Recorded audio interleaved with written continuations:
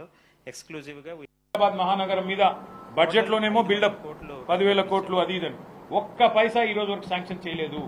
ఈ రోజు వరకు ఇది వాస్తవం. నేను ముఖ్యమంత్రి గారిని ఒకటే అడుగుతా ఉన్నా, హైడ్రా పేరిట హైడ్రామాలు కాదు, హైదరాబాద్ను బాగు చేసే ఆలోచన చేయండి. హైదరాబాద్ కోసం, హైదరాబాద్ బాగు కోసం మీ ప్రభుత్వం ఇచ్చిన మేనిఫెస్టోలోని ప్రతి అంశాన్ని వదిలిపెట్టకుండా మేమందరం కూడా పట్టుబడతాం. తప్పకుండా ప్రజల నుంచి ఆ చైతన్యాన్ని కూడా తిరిగి తీసుకొస్తాం. ఎందుకంటే మా బాధ్యత, హైదరాబాద్లో ప్రజలు మాకు ఓటేసి గెలిపించినారు, వాళ్ళకు అండగా నిలబడాల్సిన బాధ్యత మా మీద ఉంది. ఇప్పుడే మేమందరం కూడా కాసేపు కూర్చున్నాం, మాట్లాడుకున్నాం. నిజంగా కూడా హృదయ విదారకంగా అనిపిస్తున్నది కొన్ని దృశ్యాలు.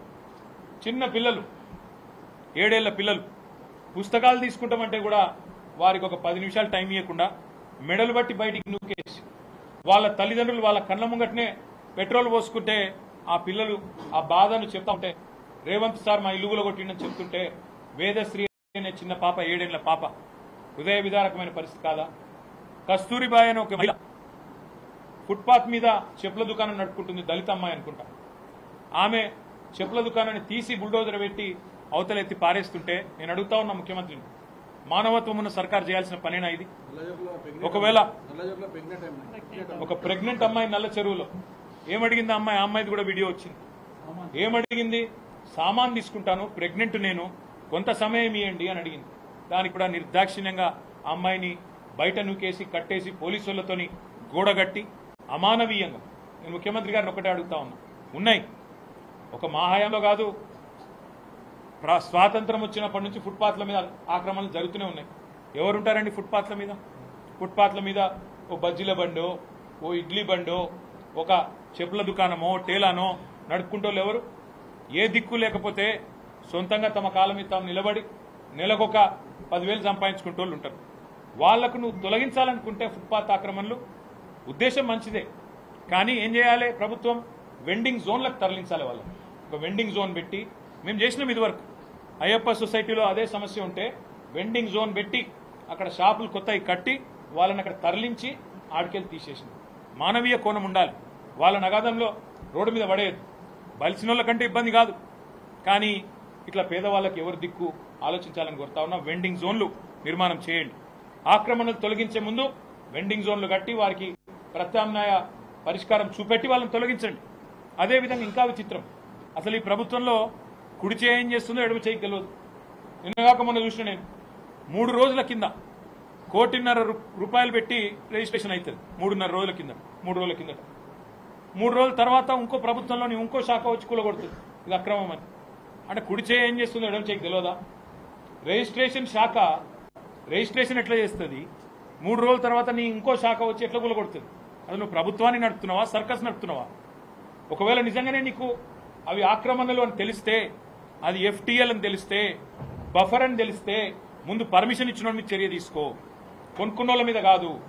పర్మిషన్ ఎవరిచ్చిండు, ఎట్లిచ్చిండ్రు, తప్పు కాయిదాన్ని ఎవడు గుట్టిచ్చిండు, వాళ్ళ మీద చర్య తీసుకో. దమ్ముంటే ఆ పని చేయి. రెండోది, ఇప్పుడు ఇల్లు కూలగొట్టినావు. 1,50,00,000 మొన్న రిజిస్ట్రేషన్ చేసుకున్నారు, ఇప్పుడు ఇల్లు కూలగొట్టినావు. ఎవడు కడతాడా పైసలు? నష్టపరిహారం ఎవడిస్తాడా కుటుంబానికి? నీ ప్రభుత్వం ఇస్తుందా, బిల్డర్ ఇస్తాడా? ఆ తీసుకున్నాడు మంచిగానే ఉంటాడు. రిజిస్ట్రేషన్ సొమ్ము నీ ఖజానాలో పడ్డది, నువ్వు మంచిగానే ఉంటావు. ఇప్పుడు వాళ్ళు రోడ్డు మీద పడ్డారు. ఎవడు బాధ్యుడు? అందుకే మేమందరం కూడా ఇప్పుడు కొద్దిసేపు కూర్చున్నాం, ఆలోచించినాం. తప్పకుండా హైడ్రా బాధితులందరికీ న్యాయపరంగా మేము మా పార్టీ తరఫున మా న్యాయ విభాగం, మా లీగల్ సెల్ అండగా ఉంటుంది. ఎవరికి ఏ ఇబ్బంది ఉన్నా భారత రాష్ట్ర సమితి కేంద్ర కార్యాలయం తెలంగాణ భవన్, బంజారాహిల్స్ రోడ్ నెంబర్ 10-12 మధ్యలో ఉంటుంది. ఆడికి రండి, తప్పకుండా మీకు మా న్యాయ విభాగం అండగా ఉంటుంది. లేదా మీ గౌరవ శాసనసభ్యులు, గౌరవ కార్పొరేటర్లు అందరూ బీఆర్ఎస్లో ఉన్నారు హైదరాబాద్లో, వారిని సంప్రదించండి. తప్పకుండా మీకు న్యాయపరంగా మేము అండగా నిలబడతాం. చట్టాన్ని, న్యాయాన్ని గౌరవించాలని ప్రభుత్వానికి న్యాయస్థానం ద్వారానే చెప్పిస్తామనే మాట కూడా నేను విజ్ఞప్తి చేస్తా ఉన్నాను. ఇంకొక మాట కూడా నేను అడుగుతా ఉన్నా ఈ ముఖ్యమంత్రిని. ఒక ప్రతిపక్షంలో ఉన్నప్పుడు ఒక మాట, ఒక్క ఇల్లు కట్టలేదని మాట్లాడింది ఆ రోజు, డబుల్ బెడ్రూమ్ ఇల్లు. ఆ రోజు మంత్రిగా శ్రీనివాస్ యాదవ్ గారు ఆయన దగ్గరుండి నేను చూపెడతాను నువ్వు రా అని చెప్పి ఆనాటి శాసనసభాపక్ష నాయకుడు బట్టి విక్రమార్క గారిని తన కారులో ఎక్కించుకొని వివిధ సైట్లు చూపెట్టి చెప్పిండిగో కట్టిన మేము చూడు అని.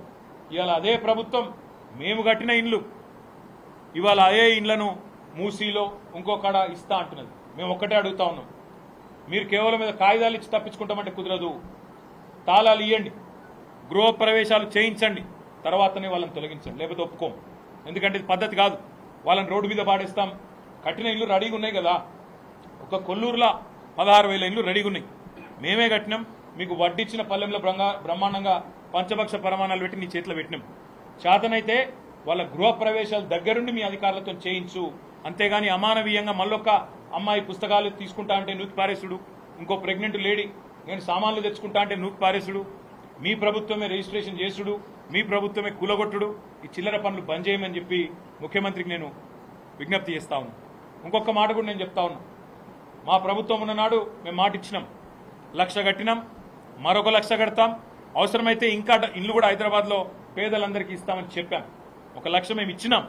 నీకు చిత్తశుద్ధి ఉంటే రేవంత్ రెడ్డి హైదరాబాద్ భూములు అమ్ముతున్నావు. ఇప్పుడే తెలిసింది మా కుక్కట్పల్లిలో కూడా హెచ్ఎండిఏ భూముల మీద కన్నేసినాడు, తొందరలో అమ్ముతాడని తెలిసింది. నీకు చిత్తశుద్ధి ఉంటే ఇక్కడి భూముల అమ్మకాల ద్వారా వచ్చే పైసలు ఇక్కడే ఖర్చు పెట్టాలి. తప్పకుండా హైదరాబాద్లోని పేదలకు ఇండ్లు ఇవ్వాలి. ఇక్కడ 1000 ఎకరాల అమ్మకానికి పెడుతున్నామని తెలిసింది. తప్పకుండా ఆ పైసలు ఇక్కడే పెట్టి ఇక్కడ ఉండే హైదరాబాద్లో ఉండే పేదలు కోకొల్లలుగా ఉన్నారు. దాదాపు 7 లక్షల దరఖాస్తులు మాకే వచ్చినాయి. అలా అన్ని తీస్తే కూడా మీకు తప్పకుండా కనీసం ఒక 3-4 లక్షల మంది అర్హులు వెళ్తారు. వాళ్ళకి ఇండ్లు ఇవ్వాలని చెప్పి మేము డిమాండ్ చేస్తా ఉన్నాం. తప్పకుండా వారికి అండగా ఉంటాం. ఇక చివరిగా నేను చెప్పేది